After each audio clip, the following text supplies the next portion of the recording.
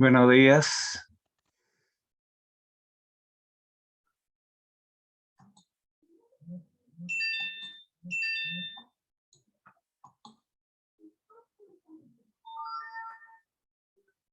Bien, buenos días con todos. ¿Me escucha Mael, Andrés? ¿Me escucha? Andrés y Mael, ¿me escucha? Andrés o Mael, ¿me escucha? Sí, profesor. Ya, muy bien, entonces damos inicio. Ya, con la disculpa del caso, hay problemas en internet, por eso se retrasa. Bien, entonces ya tenemos el material que corresponde a Literatura Medieval Española 2. Buenos días. Entonces, en este tema que es la secuencia más básicamente es la práctica, porque en el número 1 ya habíamos visto la teoría con otro material en el primer bimestre.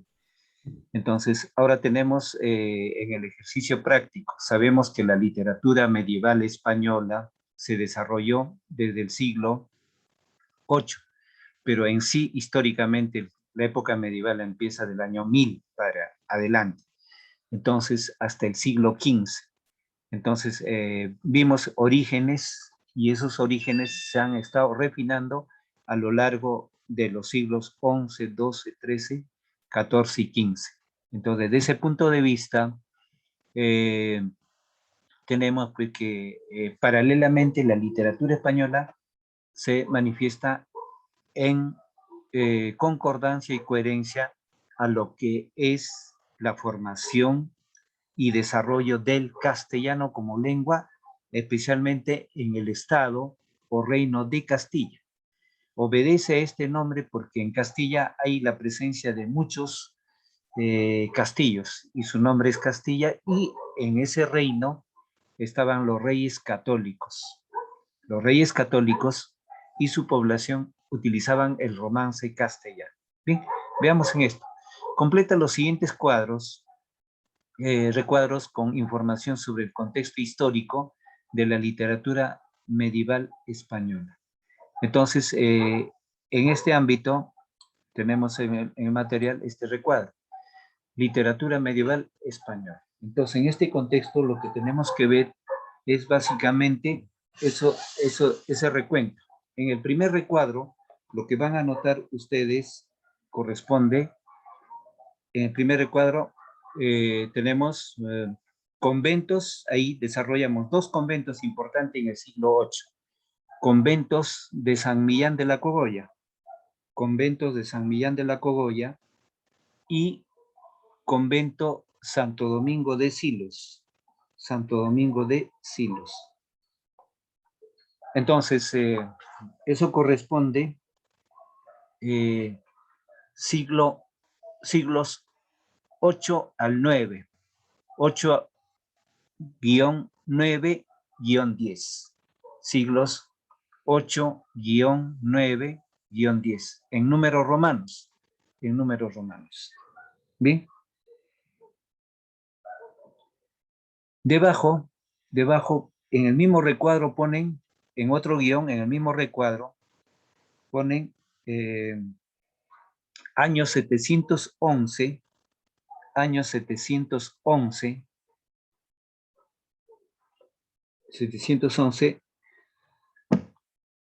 invasión árabe, invasión árabe por los musulmanes,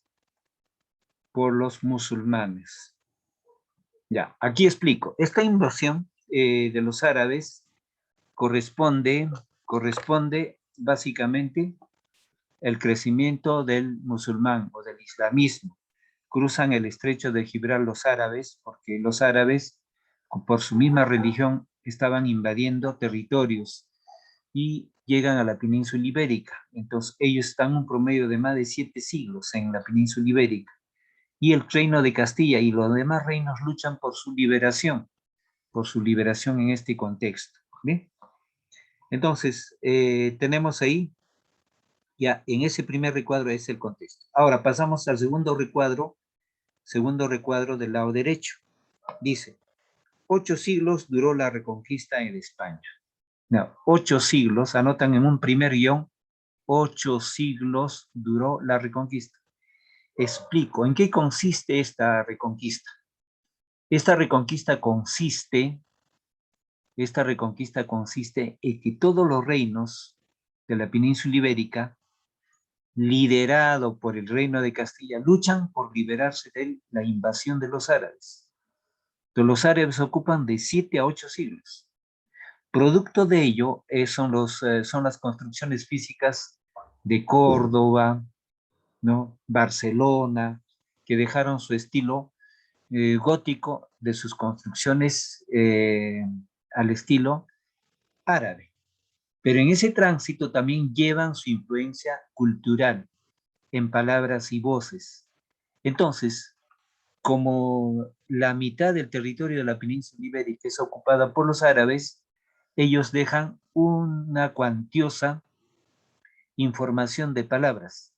Por eso el castellano actual tiene el 5% de voces de las palabras árabes. Por ejemplo, alférez, alfajor, alfenique, eh, eh, albaricoque, todas las palabras que están con a mayormente son de origen árabe. Entonces, explicado el recuadro 2. ¿El recuadro 2 en qué consiste? No, la reconquista dura 8 siglos. ¿Qué reconquista? Reconquistar quiere decir reconquistar, ocupar, volver a rescatar la mitad de la península ibérica. En esa la mitad de la península ibérica estaba la lucha liderada por el Reino de Castilla y con el apoyo de los demás reinos. Entonces, al promediar en el año de 1492, siglo XV, cuando Cristóbal Colón también descubre América, ese año definitivamente a los árabes los retiran del territorio español. En ese entonces la península ibérica, ¿cuáles eran esos reinos? Castilla, León, Navarra, Asturias, Aragón, Portugal, eran los reinos que básicamente lucharon en ese ámbito del espacial de los 8 siglos. Entonces el liderazgo lo tomó Castilla. Y como tomó Castilla el liderazgo, el castellano se expandió a lo largo de los otros reinos, tomó predominancia. Es igual como con la cultura inca, ¿no? En la cultura inca, en el siglo IX antes de Cristo, el aymara era la lengua de estos territorios del mundo andino. Cuando empieza a crecer el imperio inca, ellos llevan su quechua, y el quechua llega a engrandecerse a lo largo del Tahuantinsuyo y gana terreno a la aymara. Ahora volvemos a España. Pasamos al recuadro del lado izquierdo, recuadro inferior. Ahí se va a notar, durante la Edad Media surgieron las lenguas romances. Van a notar ahí, durante la Edad Media surgieron las lenguas romances. Explico ahora, ¿qué son las lenguas romances? Las lenguas romances son, estoy explicando, el castellano, el navarro, el león, el asturiano, el portugués, ¿no? El navarro, ¿no? Principalmente el castellano, navarro, leonés, asturiano, portugués, ¿no? Esas son las lenguas romances en la península ibérica. Frente a estas lenguas, el castellano predomina. ¿Por qué? Porque lideraban ellos. Ellos encaminaban la reconquista, lideraban en el campo de batalla, lideraban tanto también en el presupuesto. Entonces, ¿por qué se dice lenguas romances? Sigo explicando. Lengua romance se dice porque el 75% de las palabras del castellano actual, 75%, provienen del latín. ¿Y el latín de quién era? De los romanos. ¿Por qué romance? Porque los romanos ocuparon la península ibérica en el siglo III antes de Cristo, hasta el año 1000, más de 300 años. Entonces era colonia de Roma. De ahí viene el término romance, porque en el siglo VIII los diplomas, ¿se acuerdan del convento de Santo Domingo Silos y San Millán de la Cogolla? provenían en sus manifestaciones, el surgimiento del romance, su habla era más el latín, y ahí estaba naciendo el romance. Entonces, a partir del año 1001, ya empieza a formalizarse en los cambios. Entonces, la lengua romances está explicado. ¿Por qué se dicen romances? Porque era el latín de los romanos. Y los romanos dejan otros reinos. Al retirarse Roma, deja el reino visigodo. El reino visigodo tuvo mayormente cierto poder en la península ibérica, pero paralelamente pues se va manifestando la literatura española en el nuevo romance castellano. Entonces, ¿qué pasó con el leonés? Con el romance león, con el romance navarro, con el romance asturiano, con el romance portugués. El que quedó en el tiempo es el portugués. ¿Por qué? Porque se formó un nuevo estado, un nuevo país, que actualmente existe, el portugués. Y esa lengua irradió también en el Brasil. El Brasil utiliza la lengua de los portugueses, ¿no? Entonces, las demás lenguas quedaron en el olvido, son lenguas muertas. El único que sobrevive en la península ibérica son el portugués y el castellano, y España es más grande. Ya les había explicado también por qué se dice España, por qué se dice península ibérica, o por qué se dice castellano, ¿no? Entonces, ahora proseguimos en el recuadro inferior del lado derecho. Los monasterios se constituyeron en los centros de conservación. Los monasterios se constituyeron, los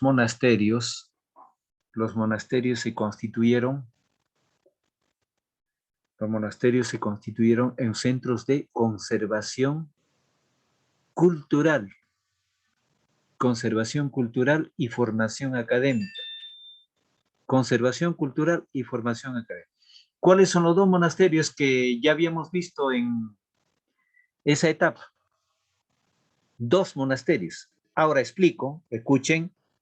En la época medieval surgen los monasterios. ¿Y en los monasterios qué se enseñaba? La religión católica cristiana, ¿no? El poder de la iglesia. Si ustedes recuerdan la explicación de la profesora, todo profesor de sociales le va a explicar que en la época medieval, ¿quién dominaba? La iglesia católica. Centro principal, Roma, el Vaticano. Entonces la iglesia católica tiene dominio en este entorno. Entonces, los monasterios eran los centros culturales. El monje, el presbítero, el sacerdote, el arcipreste, o los obispos o los curas, como se les suele decir hoy en día. En ese entonces no se les decía curas ni obispos, eran arciprestes, eran monjes, monjas. Ellos estaban formados académicamente, sabían leer, sabían escribir, sabían lingüística, sabían literatura. Ellos eran los que componían los libros a mano. De ahí viene el término manuscrito. ¿Y en qué letra lo hacían? En la letra gótica, una hermosa letra artística, ¿no? La letra gótica. Entonces, hay dos conventos importantes en la península ibérica, San Millán de la Cogolla y Santo Domingo de Silos. Con el tiempo, estas escuelas dieron origen a los institutos monacales. Y con el tiempo, esos institutos monacales se forman en universidades. ¿De acuerdo? Está explicado ese recuadro del número 1. Entonces, aquí es básicamente la práctica y un recuento que ya tenían del primer bimestre. ¿Alguna pregunta aquí? Pasemos a la pregunta 2. ¿Qué dice? Analice y escribe algunas obras representativas de los siguientes mesteres. ¿Qué es un mester? Mester significa oficio, ocupación. Cuando digo mesteres está en plural, dos ocupaciones. Ocupaciones de los integrantes del clero, de la Iglesia Católica, y los integrantes de la gente que no pertenecía al clero. Entonces, los mesteres, la ocupación de clero era de gente culta, sabían leer, escribir. Y el juglar no tenía formación académica, no sabía escribir, pero tenía una habilidad para hablar, para poder crear y para poder contar. Entonces, son dos ocupaciones. ¿Cuáles son esos dos mesteres? Mester de juglaría y mester de clerecía. La palabra juglaría viene de juglar. ¿Qué era un juglar? un juglar era el poeta, el que recitaba, el que declamaba, en cualquier lugar, en la calle, en la plaza, en el campo, en una comunidad. ¿Pero a cambio de qué? A cambio de una retribución económica. Es como hoy en día, ¿no? En una plaza vemos gente que hace una determinada manifestación artística y después cobra, vive de ese trabajo. Entonces el juglar también vivía de ese trabajo, pero conocía, sabía relatar, sabía de los poemas épicos, sabía declamar, y entonces declamaba, recitaba, y después de su trabajo cobraba dinero, pero no tenía formación académica, no sabía escribir muchas veces, pero sí tenía habilidad para poder contar y narrar. En cambio, el mester de clerecía sí sabía escribir, leer y escribir, y era culto, porque dentro del convento se había formado en lingüística, en matemáticas, en filosofía. Era el monje que dominaba 7 artes. Una de esas artes era la lingüística, la gramática. Entonces era un hombre, pero ellos ¿qué difunden? Ellos difunden todo el contenido bíblico. La literatura bíblica lo lleva. Entonces, está explicado en qué consiste los dos mesteres. Entonces, en la época medieval tenemos 2 mesteres, el mester de juglaría y el mester de clerecía. La palabra juglaría viene de juglar. Juglar es especie de poeta popular o aed. En cambio, la palabra clerecía viene del clero, sinónimo de clero, Iglesia Católica. ¿Quiénes son los integrantes de la Iglesia Católica? Los arciprestes, en esa época media, arciprestes, monjes, hoy en día se diría sacerdote, cura, obispo, monseñor, hoy en día. En ese tiempo manejaban el término monje, arcipreste, generalmente. Entonces, esos eran los 2 oficios en el campo de la literatura. Bien, entonces, ahí anotamos un autor del mester de juglaría, un autor. El autor no aparece porque es anónimo. ¿Por qué? Porque ellos no sabían escribir, leer, pero sí tenían habilidad para contar. Una obra importante, por ejemplo acá, en este mester de juglaría, anoten en la obra Gonzalo de Berceo, entre comillas y con mayúscula, Gonzalo de Berceo. Gonzalo de Berceo. Tenemos Gonzalo de Berceo. Bien, entonces, en mester de clerecía van a anotar Juan Ruiz,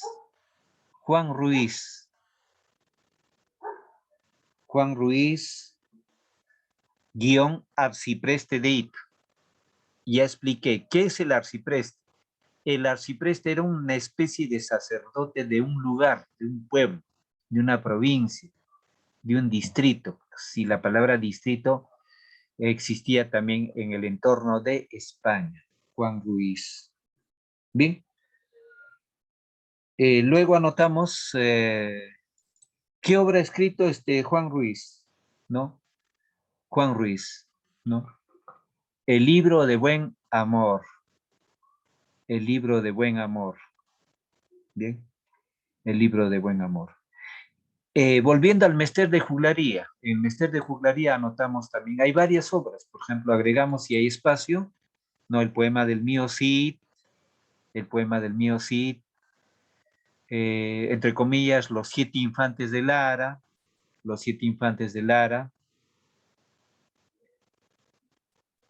Ya, y abajo en el mester de clerecía agregamos también otra obra, la Celestina. Ya esas obras lo habíamos visto en el primer bimestre, ahora solamente es la práctica en sí sobre ese conocimiento, es la parte 2 de la formación del castellano de la literatura. En la sesión anterior lo habíamos visto todo lo que es poesía, en este caso estamos en el rubro del género épico. ¿Alguna pregunta? De acá debemos tener 2 nociones. ¿Qué es un mester? El mester es oficio. ¿Qué es juglaría? Viene de juglar. El juglar es poeta del pueblo. ¿Y qué es mester de clerecía? El poeta del clero. En estos poetas están los monjes, los arciprestes. Juan Ruiz, por ejemplo, fue arcipreste, un sacerdote. pero en el bando de su literatura con esa influencia. 3. Identifica y encierra el término excluido correspondiente. Bien. Un poco de razonamiento verbal, pero con las obras literarias. Personajes del Mío Cid. Se dice cantar del Mío Cid o poema del Mío Cid. O también se dice cantar de Rodrigo Díaz de Vivar. Entonces ahí tenemos Martín Antolínez, García Ordóñez, Don Juan Manuel, Muñoz Bustíos, Pedro Bermúdez. En este rubro de personajes hay uno que no pertenece al poema del Mío Cid. Entonces sabemos que el término excluido es separar el término que no pertenece, Bien, entonces el término excluido que no pertenece es Don Juan Manuel. Don Juan Manuel es un autor de la literatura medieval española. En cambio, Martín Antolínez, García Ordóñez, Muñoz Bustíos y Pedro Bermúdez son personajes del poema del Mío Cid. Y la respuesta es Don Juan Manuel, el término que no pertenece a personajes. Don Juan Manuel es un personaje de la literatura. En cambio, los otros son personajes del cantar del Mío Cid. Resuelto el término excluido. 4. Reconoce y escribe 3 características del mester de clerecía.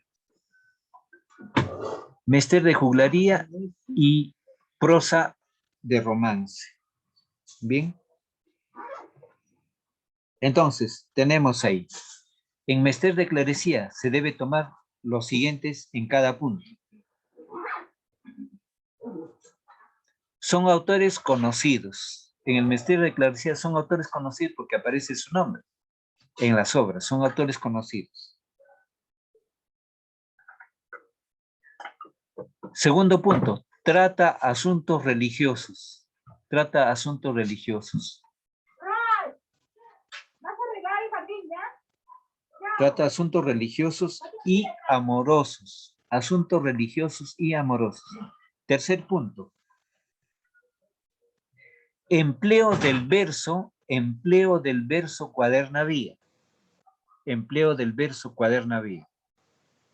El año pasado en literatura se les explicó en qué consistía la cuaderna vía. No, estas estrofas, estos versos del cuaderna vía se manifiestan en versos de 4 versos por estrofa.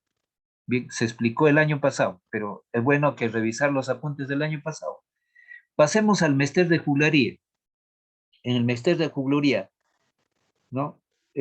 Los autores son desconocidos. Los autores son desconocidos. Los autores son desconocidos. Guión anónimos. Guión anónimos.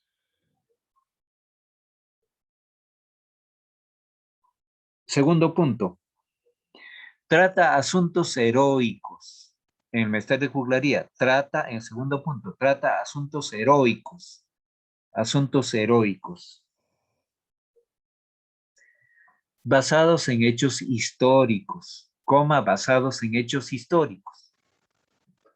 Basados en hechos históricos. Bien. Tercer punto. La versificación. Cuando habla de versificación estoy hablando de métrica, de rima, de ritmo. Ya, anotamos. La versificación es irregular. La versificación es irregular. ¿Por qué es irregular? Porque no tenían formación académica los juglares. No tenían porque eran espontáneos, eran preparados en hablar, en narrar.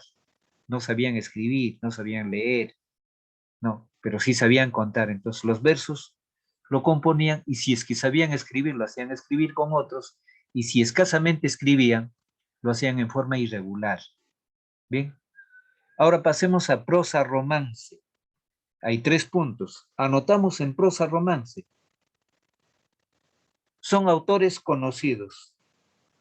Son autores conocidos. Son autores conocidos. Segundo punto. Cuentos, fábulas. Cuentos, fábulas. traducidos al castellano. Cuentos, fábulas traducidos al castellano. ¿Por qué son traducidos al castellano? Porque por la ciudad de Toledo, explico aquí, por la ciudad de Toledo, miren, la ciudad de Toledo es importante en la literatura, como todas las ciudades de España, pero ¿por qué Toledo? Porque por vía Toledo ingresaban literaturas extranjeras de la India, del Lejano Oriente, de Arabia, de Mesopotamia, de lo que es actualmente Irán, Irak, de ese entorno del Asia.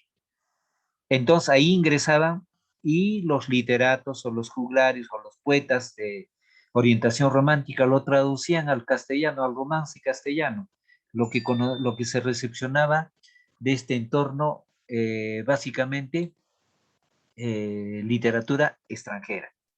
Por eso eran traducidos. ¿Qué cosa eran traducidos? Especialmente fábulas. La fábula, el origen de la fábula está en Irak, Irán, está en la India, está en Babilonia. La fábula escrita en España tiene origen asiático. Ojo, entonces la primera fábula que entra son traducidos. Otro, en el segundo punto, o en el tercer punto, uso de la prosa.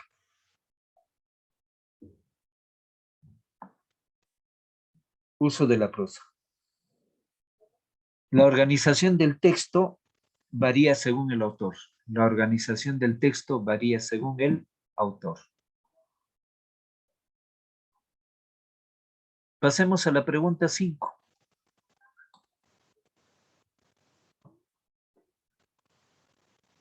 Dice, escribe en los espacios en blanco la información correspondiente sobre la prosa de romance. Sobre la prosa romance. Escribe en los espacios en blanco la información correspondiente sobre la prosa romance. Entonces acá es un texto que esta definición hay que reestructurar. Hay que reestructurar. Dice, el principal representante de la prosa romance fue Don Juan Manuel. Respondemos ahí. El autor Don Juan Manuel lo hemos visto en el primer bimestre, revisar sus apuntes como investigación. El principal representante de la prosa romance fue Don Juan Manuel, autor del Conde Lucanor. Su obra consiste en una serie de cuentos, en el segundo espacio, en una serie de cuentos, escritos con intención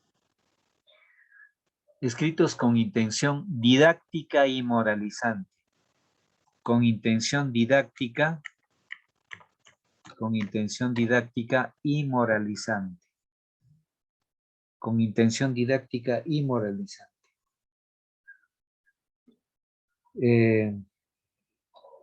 Este escritor fue el primero en tener una obra con una clara conciencia de autor, ¿no?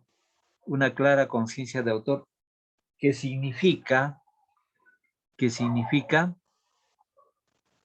una veracidad del contexto social, una veracidad del contexto social.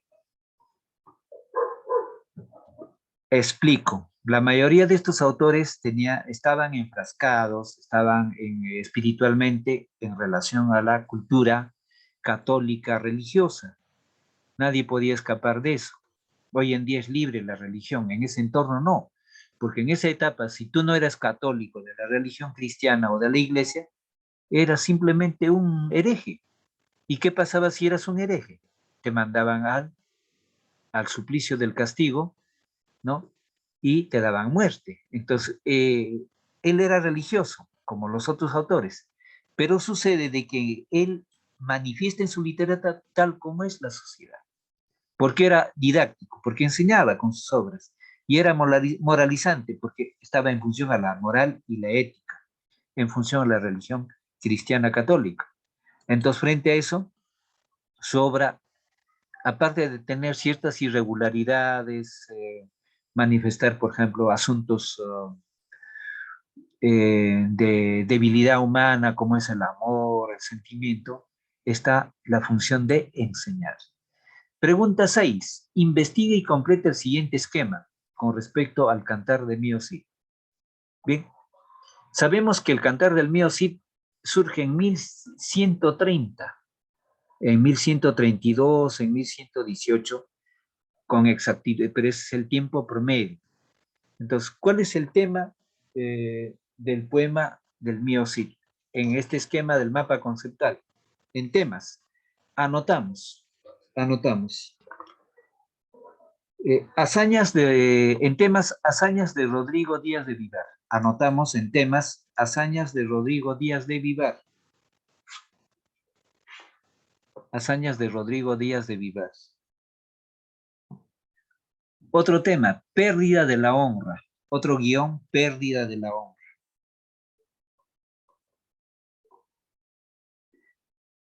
Otro guión, recuperación del honor. Entonces, explico. En el Reino de Castilla, en ese año, hacia 1110, en 1080, promediar a 1100, Rodrigo Díaz de Vivar fue un integrante de la nobleza del Reino de Castilla. No, primo hermano de la reina de aquel entonces. Fue un caballero medieval, como diríase hoy día un general del ejército, pero famoso. Entonces tenía enemigos él. Su trabajo de Rodrigo Díaz de Vivar fue visitar los reinos mozárabes, los reinos ocupados por los árabes. Entonces, como ya los árabes estaban en pérdida, tenían que pagarle impuestos al reino de Castilla, pero estaban ocupando territorio español.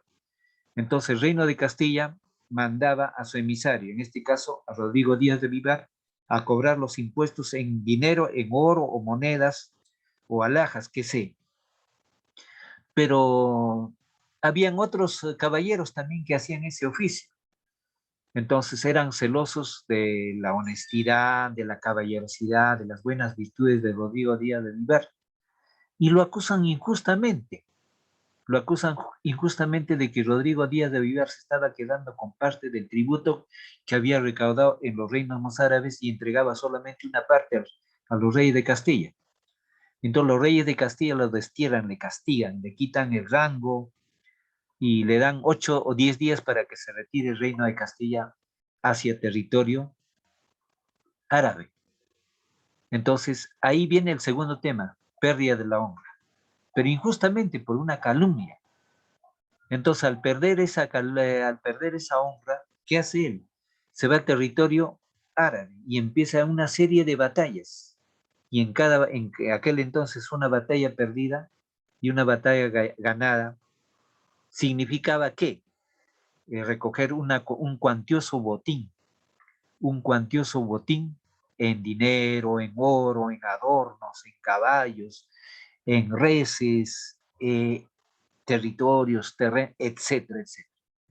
Y todo lo que Rodrigo Díaz de Vivar, como era un caballero honesto y preparado en el campo de batalla, con su poco ejército empieza a ganar batalla tras batalla. Y de las batallas que va ganando va enviando los tributos, las ganancias al rey de Castilla. Así recupera su honor y admiración. Entonces, el tercer punto es recuperación del honor. Al recuperar el honor, nuevamente gana fama y es perdonado por el rey, por su sanción. Entonces, esos son los temas que desarrolla en el poema del Mío Cid. Está sujeto a 3 cantares: cantar del destierro, no, cantar de la afrenta de Corpes y cantar de las bodas de las hijas del Cid. Bien. Ahora, en el recuadro tercero, el autor es anónimo, no se sabe quién ha escrito esta composición poética, porque sabemos que debe haber escrito un juglar, y sabemos que el juglar no lo escribía su nombre, uno porque no escribía correctamente o estaba aprendiendo a escribir o no escribía. Entonces, ¿quién lo ha escrito? El quien lo ha escuchado, o si lo escribió, pero acá era el asunto, también la religión católica. Toda creación era de Dios. Entonces, si el hombre lo estaba creando, esta obra era una especie de afrenta, ofensa a Dios. Es por eso que muchos de ellos sabían escribir, pero no lo anotaban su nombre y quedaba como anónimo la obra. Bien, es anónimo la obra. Bien, características del manuscrito. En aquel entonces no habían máquinas. todos los libros se escribían a mano. Ahí viene el término manuscrito y amanuense. ¿Quién era el amanuense? El amanuense era el que escribía en gótica, en letras góticas, en hojas o láminas de cuero los libros y con una belleza muy excelente con letra gótica. Bien, entonces, características del manuscrito. Faltan 3 páginas al interior del poema del Music. Faltan 3, anotamos, faltan 3 hojas al interior. Faltan 3 hojas. 3 hojas o 3 páginas. Otro punto. Fue escrito en el año 1307. Fue escrito en el año 1307. Ese es un tiempo aproximado. 1307. Entonces acá retomo. En el año 1100, o un poco menos, o un poco después adelante, vivió Rodrigo Díaz de Vivar. Realmente vivió ese personaje. Entonces la obra aparece en el año 1307. Se cree que fue escrita en el 1307. Ahora, su autor posible dice, puede haber sido Per Abad. Per Abad. Entre paréntesis ponen Pedro Abad. ¿Por qué Per Abad? Per Abad en el latín, latinizado, porque era el romance. No era el castellano actual, sino era el castellano de esa época, en término latín. Per Abad. Hoy en día Per Abad sería Pedro Abad. Se cree que puede haber sido él, ¿no? No, porque en el interior aparece su nombre, pero como amanuense, ¿sí? Al lado derecho, rasgos del personaje. Rodrigo Díaz de Vivar fue muy querido en la corte por toda la gente, por sus soldados, por su ejército. Muy querido por todos sus vasallos y familiares y en la corte. Otro punto, gran religiosidad. Dije bien claro que en esta etapa estaba la época medieval, era la época medieval donde tenía mucho poder la Iglesia Católica y todos eran católicos. Y el reino de Castilla era católico, por excelencia, los reyes eran católicos. Y Rodrigo Díaz de Vivar es un católico excelente, un hombre justo, leal, fiel al rey, fiel a su esposa, a sus hijas, un buen personaje, un caballero que defendía a los pobres, ¿no? Era un defensor de su pueblo. Bien. Otro punto. Dije leal al rey, ¿no? A pesar que el rey de Castilla lo castigó, lo sancionó, lo retiró, no se resentió él, siguió siendo leal, justo con su rey, respetuoso. Esa es una característica de los caballeros medievales. El caballero medieval luchaba por su Dios, por su rey, por su pueblo y por su dama, por no decirlo por su familia. Luego, otro punto, posee rasgos humanos y sobrehumanos. Posee rasgos humanos y sobrehumanos. ¿Qué quiere decir esto? Que el caballero medieval era un héroe verdadero, sobrenatural, dirías, tenía mucho poder en el manejo de las armas. En una ocasión, Rodrigo Díaz de Vivar, cuando ya sus hijas se habían casado con los infantes de Carrión, ¿qué es un infante? Son hijos de otro rey. Entonces, un león sale, ¿no? Y los infantes, sus yernos, se asustan y corren del león. Rodrigo Díaz de Vivar sale de lo que estaba durmiendo y lo agarra al león del cuello y lo mete nuevamente en su jaula. Mira, qué tal coraje y valentía. El león le obedece a Rodrigo Díaz de Vivar. En cambio, sus yernos eran miedosos, corrieron cuando vieron el león. Entonces, ahí se ve un alto grado de valentía y coraje y dominio sobre una especie animal agresiva como es el león. Entonces, realmente, eso sí debe haber pasado. De ahí tiende un puente, por ejemplo. ¿Cómo eran los guerreros, los chancas? O los pocras, ¿cómo eran? Los pocras eran una etnia, una raza de habitantes que ocuparon el departamento de Ayacucho. Los pocras. Y los chancas andahuaylas, Abancay. ¿Cómo eran los pocras? Cuando un pocra quería casarse con la hija de un cacique,